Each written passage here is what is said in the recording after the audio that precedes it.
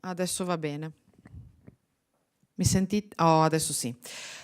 Quindi mi ripeto, buongiorno a tutti, benvenuti nella sala stampa, la sala Oriana Fallaci del Consiglio regionale del Veneto. Oggi è una giornata complicata, perché insomma sicuramente la situazione meteorologica non ci ha aiutato, però siamo tutti qui e siamo tutti qui per uno scopo ben preciso. Ovviamente di questo scopo andremo a parlare nei prossimi minuti. Devo scusare il Presidente del Consiglio regionale, Roberto Ciambetti, perché non ha potuto oggi essere con noi e quindi cambierà relativamente la regia, insomma, di questi 30 minuti, perché anziché far scorrere il filmato negli schermi qua dietro, ne vedremo almeno i primi 3 minuti e così magari ci sarà anche un pochino più di pathos e di più concentrazione per quello che verrà poi successivamente. Il mio saluto personale va ovviamente ai presenti in sala, agli ospiti di oggi, ai relatori che interverranno successivamente, ma va anche a chi sta seguendo la diretta nella pagina del Consiglio regionale di Facebook e quindi insomma ci sono anche persone che ci seguono da casa e le saluto davvero calorosamente. Dunque, il mondo mai come negli ultimi anni, ecco, salutiamo anche l'assessore Cristiano Corazzari che ci ha raggiunti e dal quale poi insomma lascerei anche fare un intervento, se accetta, se può. Bene. Dunque, stavo dicendo che il mondo mai come in questi anni, mai come negli ultimi anni, è stato attraversato da guerre e da conflitti. In realtà questi conflitti, queste guerre ci sono sempre stati, ma oggi ci arrivano in maniera molto più diretta, attraverso i media, attraverso i racconti della stampa e attraverso tutti i mezzi di comunicazione che disponiamo. Oggi si parla di Ucraina, si parla di Libano, si parla di Yemen, si parla di Gaza. In realtà nel mondo ce ne sono davvero molti altri di conflitti di cui molto spesso non si parla, non ci arrivano. E noi tutti, purtroppo, in questi ultimi mesi abbiamo iniziato davvero a conoscere da vicino zone del mondo, luoghi sconosciuti dove la ferocia della guerra sta mietendo dolore, sta mietendo sofferenza. Anche l'Europa, non tanto tempo fa, perché si parla di 80 anni fa, non è così tanto in termini di tempo, è stata il drammatico teatro di due delle guerre più terrificanti della storia dell'umanità. Parlo ovviamente dei conflitti mondiali che purtroppo ci hanno visto protagonisti, prima e seconda guerra mondiale. Dopo il grande conflitto che c'è stato tra il 1914 e il 1918, nel cuore dell'Europa ne abbiamo avuto subito un altro, tra il 39 e il 45, entrambi tragici. Quello che mi fa più riflettere probabilmente è il secondo conflitto mondiale, perché probabilmente non siamo stati in grado di apprendere che dal primo conflitto che si è tenuto nel mondo le vittime erano già state troppe. E questo ci dimostra che dagli errori purtroppo questa umanità non impara. L'Italia, lo sappiamo bene, siamo qui per questo, non venne risparmiata. E anzi, proprio sul nostro suolo, parlo del Veneto, ma oggi, scusatemi, parlo soprattutto del Polesine, al pari di altri contesti, siamo divenuti purtroppo teatro di drammatici eventi. Il Polesine, la terra, e lo dico con tanto orgoglio che mi ha dato i natali, non fu risparmiato da tanto odio e da tanta ferocia. Anzi, devo dire che proprio nella nostra provincia, la provincia di Rovigo, si registrarono tra gli episodi, penso, più efferati della storia del conflitto. La storia che vedeva, lo sappiamo bene, lo scontro tra il regime fascista e quello partigiano. Il 15 ottobre del 1944 abbiamo un segno di questa ferocia, è una data importante e è diventata questa data come il centro non soltanto di un evento brutale, ma anche della violenza e del terrore che abbiamo registrato durante il secondo conflitto mondiale. Lo definiscono un piccolo borgo.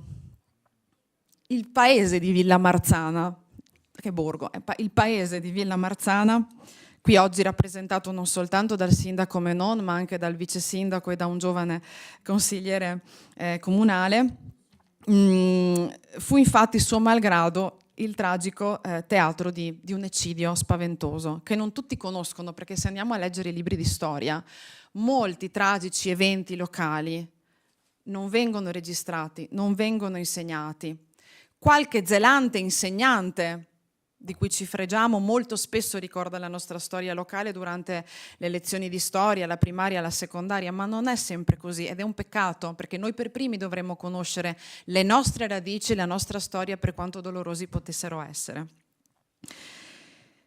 Persone, tra le quali anche molti giovanissimi, furono catturati, accusati ingiustamente e fucilati senza pietà.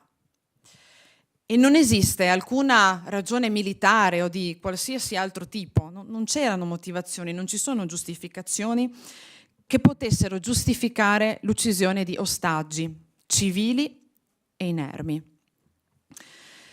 Molto spesso, e questo accade anche oggi, attenzione, è sempre stato così,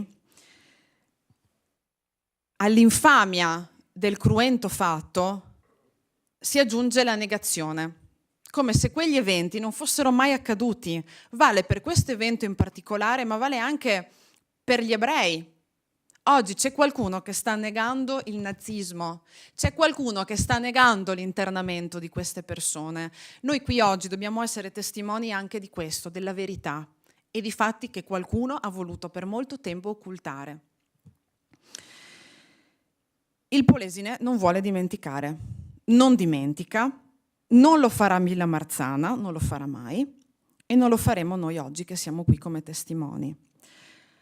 La memoria della nostra provincia da quel giorno è stata sfregiata per sempre. Questo non cambierà mai le cose. Castelguglielmo, Bagnolo di Po, Badia Polesine, Fiesumbertiano, sono stati tanti i centri della zona che piansero loro concittadini. La casetta del barbiere di Villamarzana, che possiamo visitare peraltro durante la cerimonia che si tiene tutti gli anni nel paese di Villamarzana, fu trasformata in un monumento con un museo ed era opportuno farlo, assolutamente. A seguito di quel fatto orribile ci furono poi indagini, ci furono processi, ci furono condanne, ma al di là di questo nessuno avrebbe potuto riportare a casa loro quelle persone trucidate e uccise in quel modo. La scia di sangue che ha accompagnato il nostro paese verso la libertà nella seconda guerra mondiale è macchiata veramente di sangue di migliaia di innocenti e di diversi paesi, esattamente come Villamarzana. Pochi altri territori sono così tragicamente legati alla violenza, alle rappresaglie fasciste, come il Polesine. E scusatemi, ma lo devo ricordare anche oggi perché secondo me è importante. Giacomo Matteotti, giusto per ricordare, è un figlio carissimo della nostra terra che ha pagato con il sangue, seppur con tanta dignità, ha pagato con il sangue e con la propria vita il suo impegno politico, l'amore per la propria terra e per ideali che qualcuno oggi sta ancora dimenticando e che nega. È importante l'evento di oggi, ringrazio coloro che intervengono perché grazie a loro si va a ricordare la storia del nostro Polesine, le nostre radici e perché nessun futuro può reggersi su fondamenta solide, e scusatemi la banalità, senza prima ricercare la verità storica e ricordare chi per la libertà ha perso ingiustamente il bene più prezioso che noi abbiamo, la vita. Grazie a tutti, io direi, se me lo consentono dalla regia, che possiamo magari mandare già insomma, il video, 3 minuti di video del nostro regista Ferdinando De Laurentiis, a cui farei immediatamente il primo applauso della giornata perché ha creato un lavoro strepitoso e ci permette attraverso i media di ricordare.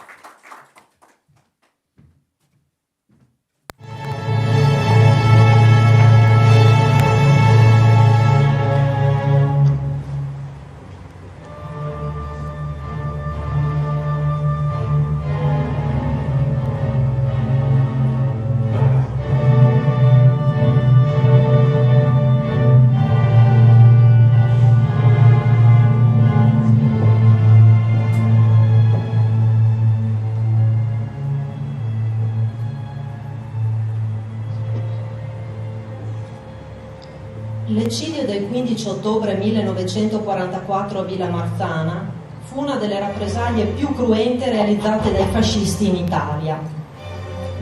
Vennero infatti duramente colpiti anche civili innocenti. Questo evento rappresentò anche un caso particolare se si considera che furono insolitamente applicate dai italiani le leggi marziali naziste. La strage di Villa Marzana acquisì grande risonanza mediatica per la sua efferatezza. Venne infatti riportata dalla radio dell'armata inglese e da un quotidiano della neutrale Svizzera.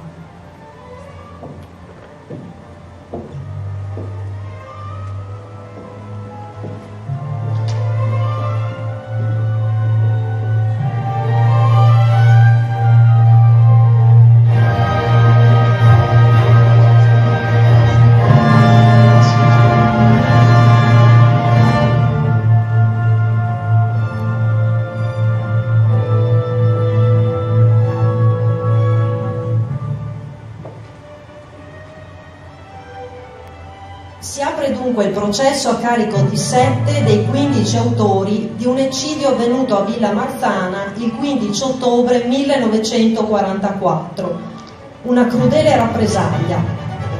Il processo si tenne dinanzi alla Corte d'Assise straordinaria di Rovigo, nell'attuale via Mazzini, tra il 27 novembre e il 5 dicembre 1945.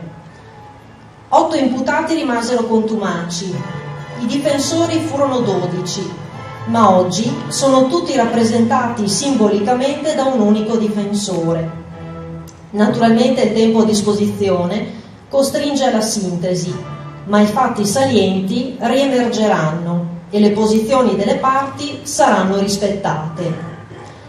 Atti del processo e sentenza saranno rispettati.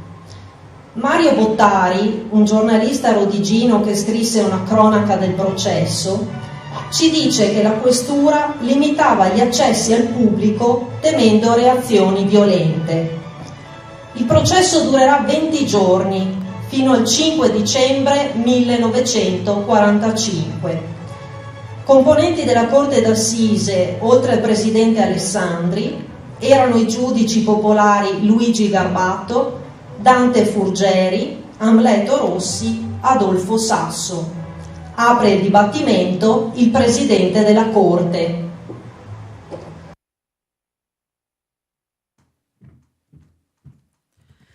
Grazie mille. Allora, io chiamerei intanto l'assessore Cristiano Corazzari che ci ha raggiunti, poi se sforiamo 3 minuti ci perdonerete, insomma. Grazie.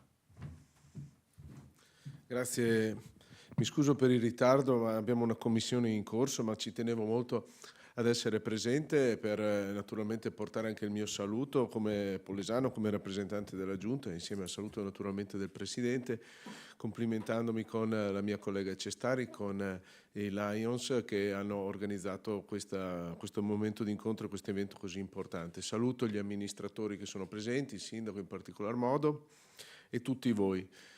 Questo è sicuramente l'80° anniversario di questo eccidio, rappresenta per noi un momento profondamente significativo per ciò che rappresenta la storia di una comunità polesana che, come ha detto bene Laura, ha vissuto in pieno il dramma della guerra con quelle situazioni come quella dell'eccidio di Villa Marzana che vanno anche oltre alle fasi drammatiche di una guerra, ma si traducono in veri e propri atti criminali. Ogni volta che ho partecipato alle ricorrenze, alle celebrazioni, ho provato angoscia ad ogni rintocco di quella campana, pensando a ciò che potevano provare non solo le vittime, ma anche tutti i familiari di questi civili che venivano massacrati per una rappresaglia assurda. E questo è ciò che generano le guerre, lo generano tutte le guerre, e le guerre ce ne sono continuamente e qualcuno dice che la guerra è la continuazione della politica con altri mezzi. Io invece penso che la guerra sia la vera e propria sconfitta della politica, è la vera e propria fine della politica. La politica deve trovare sempre delle soluzioni, delle mediazioni, delle composizioni di interessi. quando la politica fallisce si generano queste situazioni e ogni guerra è assurda, ogni guerra è insensata, ogni guerra genera crimini che non hanno nessun collegamento con la razionalità, con la ragionevolezza e con quelle che possono anche essere azioni dovute a ritorsioni o a reazioni rispetto ad altri eventi violenti. La violenza non fa altro che generare violenza e la violenza non fa altro che far perdere quello che è la nostra caratteristica più importante, cioè quella di essere delle persone umane, quello che è il concetto di umanità di una comunità. Non dobbiamo mai arrenderci a questo e dobbiamo essere sempre molto fedeli e molto attenti a ciò che è il nostro dettato costituzionale, che fortunatamente ci pone nelle condizioni di dire che il nostro è un paese che ripudia la guerra e noi tutti come amministratori e come rappresentanti di un'istituzione dobbiamo perseguire in modo fermo questo dettato in ogni nostra azione e non comprendo veramente come ad oggi, anche in alcuni scenari di guerra, non si riesca ad intervenire e a portare avanti un'azione di mediazione che dovrebbe essere quella che ci rende veramente protagonisti come comunità nazionale e anche come mondo europeo, come comunità europea. Io auspico veramente che si faccia un grande lavoro in questa direzione, perché esempi come questi, eccidi, sacrifici come questi che hanno portato la nostra comunità polesana ad essere tristemente protagonista nel passato, sappiamo che possono ripetersi come si stanno ripetendo in altre parti del mondo in questo momento e sappiamo che un giorno potranno ripetersi anche nella nostra comunità, perché la storia ci insegna che queste tragedie, queste follie, queste situazioni di deviazione dalla umanità si ripetono ciclicamente. E quindi non dobbiamo mai perderci o farci fuorviare da argomenti di presunta superiorità di valori o ideali rispetto ad altri che possano giustificare un intervento di azione violenta. Ecco, chiudo questo perché penso che sia un messaggio che noi tutti dobbiamo riuscire a portare avanti e soprattutto nei confronti dei ragazzi, dei giovani che sono tempestati da migliaia di informazioni, molte delle quali fuorvianti, molte delle quali non corrette, molte delle quali già orientate per piegare il pensiero in una determinata direzione. Ecco, dobbiamo invece essere noi tutti come amministratori degli anticorpi forti rispetto a questi accadimenti drammatici che genera la guerra. Grazie a voi tutti. Grazie Assessore. Allora, continuiamo. Chiamerei l'architetto Silvia Leziero in rappresentanza del Lions Club Badia Polesine, Lions Club Santa Maria Maddalena e Lions for Pets. Abbiamo qui rappresentanti per tutti, ma insomma parlerà lei, quindi ti lascio volentieri la parola. Grazie a tutti, saluti, sono Silvia Leziero, presidente del Lions Club Badia Polesine Adige Po ed intervengo anche a nome del mio predecessore, presidente Beniamino Mangiola, nonché dei nostri club Lions, chiaramente il Badia, Santa Maria Maddalena Alto Polesine e Lions for Pets Rovigo. A nome di tutti desidero esprimere la nostra gratitudine per essere qui oggi a presentare un progetto che consideriamo di grande rilevanza storica, sociale e culturale. I Lions, come sapete, sono impegnati costantemente a sostegno della comunità con azioni concrete, progetti che promuovono la cultura, l'educazione e la solidarietà. Il nostro contributo non si ferma solo alle emergenze o ai bisogni immediati, ma si estende anche ad iniziative che custodiscono e trasmettono la memoria storica affinché il passato possa essere monito per il futuro. Grazie al contributo dei nostri Lions Club e dalla collaborazione di questo meraviglioso gruppo di avvocati qui presenti, siamo riusciti a riportare sul palco una storia fondamentale per la memoria del nostro territorio. L'idea di sponsorizzare come Lions la rappresentazione è partita dal nostro associato avvocato Carmelo Sergi. L'avvocato Lorenzo Pavanello autore della sceneggiatura, ha curato la stesura del testo, basandosi sulle carte del processo legato all'eccidio di Villa Marzana, tenutosi presso la Corte d'Assise di Rovigo nel 1945. Accanto a lui, gli avvocati Lucia Pollato, Gianfranco Munari ed Ezio Conchi hanno partecipato alla rappresentazione, dando vita a una ricostruzione storica accurata e coinvolgente. Lo scorso aprile, sotto la magistrale regia di Ferdinando De Laurentiis, coadiuvato dal suo centro operativo di cinema e televisione, lo spettacolo è tornato sul palco, ricevendo i patrocini della provincia di Rovigo e della regione del Veneto, oltre ad altre numerose ed autorevoli associazioni. La rappresentazione ha ricostruito con precisione le vicende giudiziarie seguite all'eccidio, offrendo una preziosa riflessione su questo tragico evento che ha segnato profondamente il nostro Polesine. Oggi siamo qui per presentare il video di quella rappresentazione con l'obiettivo di ottenere il patrocinio della Presidenza della Repubblica.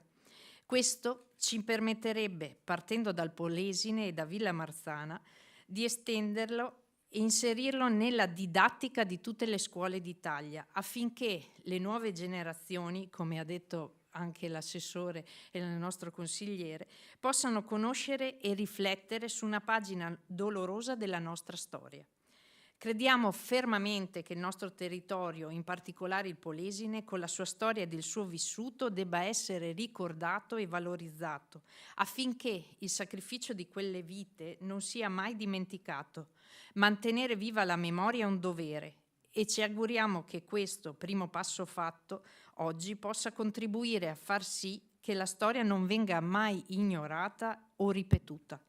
Grazie per la vostra attenzione, grazie a Laura soprattutto e a Cristiano per il vostro supporto a questa iniziativa di grande valore culturale e storico.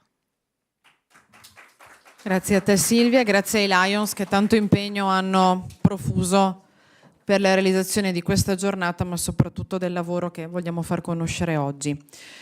Tocca ora al sindaco Daniele Menon, se vuole venire qui alla mia. Abbiamo avuto un cambio un attimo perché abbiamo spezzato, se no eravamo tutti amministratori, e se qui vogliono venire anche il vice sindaco e Roberto, insomma volentieri, così anche voi fate parte di questo palco in una giornata tanto importante. Bene, buongiorno a tutti. Come ha già detto Laura, io sono il sindaco di Villa Marzana. Villa Marzana è un piccolo paese della provincia di Rovigo di 1200 abitanti circa. Villa Marzana dal 15 ottobre 1944 viene ricordato come il paese dei 43 martiri, per quanto è successo in quel giorno con la fucilazione di 42 persone davanti al muro dell'allora casetta del Barbiere, a gruppi di 6 alla volta, per la maggior parte giovani persone e per lo più estranei ai fatti, eseguita dai fascisti del luogo. Tutto questo a causa delle uccisioni di 4 spie fasciste che si erano infiltrate nel gruppo partigiano locale. Di quanto accaduto ne parlerà nel dettaglio l'avvocato Lorenzo Pavanello, che ha voluto riproporre il processo come testimonianza storica di ciò che è accaduto realmente, riportandolo grazie al regista De Laurentiis in un video podcast che potrà essere diffuso facilmente su tutte le piattaforme. Io ringrazio in primis la Regione Veneto, il Presidente Ciambetti, che ci ha ospitato, di averci accolto, Laura Cestari, Cristiano Corazzari, per aver organizzato il tutto, il Lions Club per aver sponsorizzato il progetto, Lorenzo Pavanello, il sceneggiatore e protagonista insieme agli altri suoi colleghi avvocati qui presenti, De Laurentiis, il regista produttore del podcast che documenta quanto accaduto, e a tutti quelli che hanno contribuito e contribuiranno nel futuro per portare a conoscenza ai giovani e nei luoghi di studio quanto accaduto 80 anni fa a Villa Marzana. Ne approfitto per invitarvi tutti alla commemorazione che ci sarà domenica 13 ottobre a Villa Marzana a partire dalle ore 10, nel ricordo dell'80° di questo eccidio. Un grazie ancora per averci dato questa opportunità di parlare dell'eccidio di Villamarzana in questo luogo. Grazie a tutti.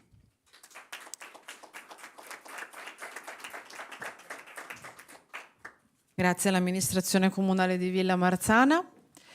Tocca ora a colui che davvero è il deus ex machina di questo lavoro, che è l'avvocato Lorenzo Pavanello. Abbiamo anche in sala Gianfranco Munari e salutiamo da qui Ezio Conchi. Insomma, abbiamo cercato di radunare tutti, ma non era facile. Do la parola al nostro avvocato Pavanello. Grazie consigliera e grazie alla Regione Veneto che ci ospita e che ha avuto la sensibilità di raccogliere quella che è stata all'inizio una sfida, che dire, molto, molto personale, molto individuale. Quando scoprì le carte del processo capii che c'era qualcosa che non andava, nel senso che molti dei fatti non erano conosciuti dai più. Mi emozionò molto leggere le carte e capii che forse lo strumento della riduzione teatrale, della sceneggiatura teatrale, avrebbe potuto consentire un impatto importante sulla popolazione. Così fu con una prima rappresentazione che facemmo a Rovigo al Teatro Duomo e si riempì di gente commossa, emozionata. Vi dico subito che in realtà questa parola sceneggiatura non deve ingannare, nella misura in cui io per necessità di rigore storico ho dovuto, dato che la ferita, come diceva la nostra consigliera, è relativamente recente e 80 anni sono molto pochi e ci sono ancora ricordi vaghi, ho dovuto rispettare rigorosamente le carte processuali e quindi il processo per l'eccidio di Villamarzana rappresentato a teatro è fedele ai fatti e questo è molto importante sotto il profilo della rilevanza nazionale di questo eccidio e di questo processo. Perché voglio ricordare a tutti che purtroppo fatti come questi in Italia ne sono accaduti molti, ma l'eccidio di Villamarzana ha una particolarità. Fu fatto un processo, istruito rapidamente, il processo fu svolto a breve distanza dai fatti, come non accadde per molti altri di questi episodi cruenti. E quindi è di fondamentale importanza per capire cosa avvenne in quel torno di mesi terribili in cui la resistenza italiana cercava in tutti i modi di liberarci dal fardello nazifascista. Ed è importante a livello nazionale perché emerge da questa storia e da questa rappresentazione teatrale il fatto che fu un episodio purtroppo rilevante per il fatto che i fascisti vollero l'eccidio. Applicarono leggi naziste, come avete sentito dal filmato, ma furono fascisti. E questo deve rappresentare per noi e per le giovani generazioni un esame di coscienza. È l'esame di coscienza che la Presidenza della Repubblica insiste deve essere fatto in questo Paese e non è stato fatto abbastanza. E quindi, poiché molte altre stragi sono state commesse, ricordiamo le Ardeatine, Marzabotto, ma i processi furono fatti a carico di nazisti e a volte anche molti anni dopo, per esempio Marzabotto, come avrete visto dalla celebrazione di questi giorni, per il processo per l'eccidio di Villamarzana è possibile fare un lavoro importante sull'autocoscienza. E questo io tenevo a dirlo perché la rilevanza nazionale dell'evento è per i nostri ragazzi e per il nostro popolo un'operazione necessaria, indispensabile. Grazie anche ai miei colleghi che hanno partecipato a questa avventura e da questo punto di vista hanno creduto fin dall'inizio anche quando non c'era nessuno che ci seguiva, ma poi magicamente sono arrivati i patrocini, l'interesse della regione, degli enti, dei Lions che ringraziamo ancora e questa è una cosa meravigliosa perché significa che esiste ancora una comunità. Grazie a tutti, viva la Repubblica Italiana, libera e forte. Grazie. Grazie. Prima dell'ultimo intervento dedico un saluto anche a Lucia Polato, altro avvocato. L'ho tenuta per ultima perché è donna e quindi volevo darle rilievo. Purtroppo io su questa cosa ho un bias, perdonatemi, per cui insomma complimenti anche a lei perché da voce narrante insomma ha avuto un ruolo fondamentale nello spettacolo, insomma nel lavoro. Lascio l'ultima parola al nostro regista, a Ferdinando De Laurentiis, che tanto ama il nostro territorio e noi ne siamo assolutamente orgogliosi e grati. Eccoci qua. Allora, intanto ringrazio tutti coloro che hanno organizzato questo momento, coloro che partecipano e coloro che ci stanno anche seguendo. Grazie Laura, grazie Cristiano, grazie a tutti. Allora, in sintesi, perché il tempo corre, quindi cercherò di tirar fuori il mio passato radiofonico, quindi accelerò molto la parlata. Ecco, comunque, l'idea è questa: io devo parlare di comunicazione, per cui ho pensato il Colosseo è il simbolo di Roma nel mondo, la Tour Eiffel è il simbolo di Parigi nel mondo. Se veniamo a noi, il Polesine ha 50 comuni, quindi avrebbe 50 simboli almeno nella nazione. E questo dovrebbe essere un obiettivo da raggiungere. Penso al Museo Etrusco ad Adria, penso al Sacrario delle vittime dell'alluvione del 51 a Frasinelle, penso alle 2 torri a Rovigo, penso al monumento all'eccidio di Villa Marzana a Villa Marzana e così via. Ce ne sono 50 luoghi non comuni ma comunali, quindi 50 luoghi comunali.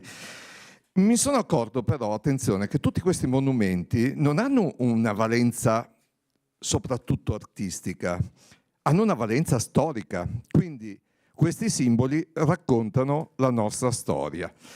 Il Polesine non è una terra purtroppo molto conosciuta nel resto d'Italia, non è soprattutto, non lo è come meriterebbe, eppure la storia è passata dal Polesine, la storia ha avuto un'importanza enorme in Polesine. E la storia ci può aiutare proprio come punto di partenza, come è stato dimostrato dalle manifestazioni, ad esempio per l'anniversario di Matteotti, oppure come accadde nel 1951, quando l'alluvione divenne un fenomeno mediatico che arrivò in tutte le parti del mondo grazie ai cinegiornali. All'epoca c'erano cinegiornali, radio e stampa. Oggi ci sono televisione, audiovisivi, radio, ma soprattutto web. Non a caso adesso noi siamo in diretta web, qualcuno ci sta seguendo e qualcuno potrebbe anche intervenire. Ormai lo si fa anche a teatro questo. Quindi noi siamo partiti realizzando un podcast audio e un podcast video, di una trasposizione teatrale che, attenzione, come diceva l'avvocato Pavanello, non è una sceneggiatura, ma è una trasposizione teatrale fedele degli atti di un processo. E quindi quello che noi abbiamo realizzato è qualcosa di speciale, non c'erano degli attori a recitare, c'erano degli avvocati. Questo garantisce la veridicità di quello che è stato fatto, non è una cosa banale. Uomini di legge autentici che garantiscono il messaggio che viene portato. Bene, quindi ciò che si va a proporre non è più un documentario, ma è un documento. È storia, non è narrazione. E come tale quindi deve essere divulgata, quindi con podcast, video, sito web, che lanci tutti questi prodotti insieme a tutte le piattaforme adatte che possono essere YouTube, Spotify, eccetera.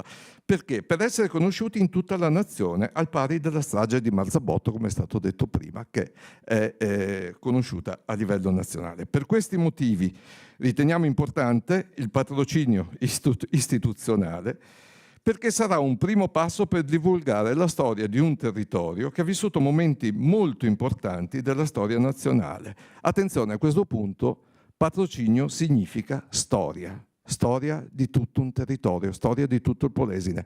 Quindi il patrocinio che noi andiamo a chiedere è entrare nella storia. Grazie.